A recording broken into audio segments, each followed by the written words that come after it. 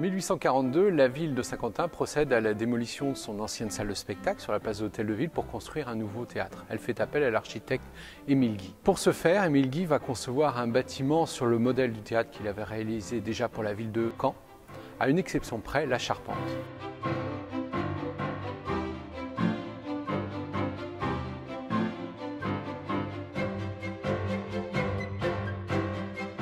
Depuis les années 1820-1830, on a connu notamment à Paris de nombreux incendies de théâtre et donc on tente à bannir des théâtres tout ce qui peut brûler, notamment le bois. D'où la conception de cette très belle charpente, cette charpente métallique.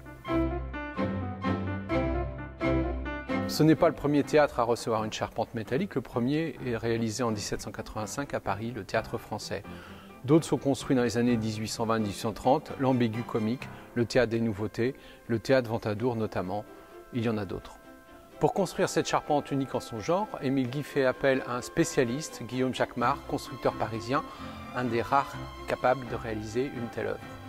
Cette charpente est construite en fer forgé, avec un système d'assemblage qui emprunte aux techniques du bois. Elle est l'une des dernières à être construite dans ce système constructif, puisque dans les années suivantes vont être mis au point des nouveaux procédés de fabrication de métal, de laminage, mais aussi d'assemblage par rivets qui vont faire disparaître ce modèle-là. La toiture du théâtre a été entièrement restaurée en 2013, toutefois sa charpente est très proche de son état d'origine. On retrouve d'ailleurs encore les anciennes suspensions, les anciennes poulies qui servaient au lustre de la grande salle, qui descendaient par le trou qui a été obturé dans les années 1920 par la toile marouflée de l'actuelle salle de spectacle.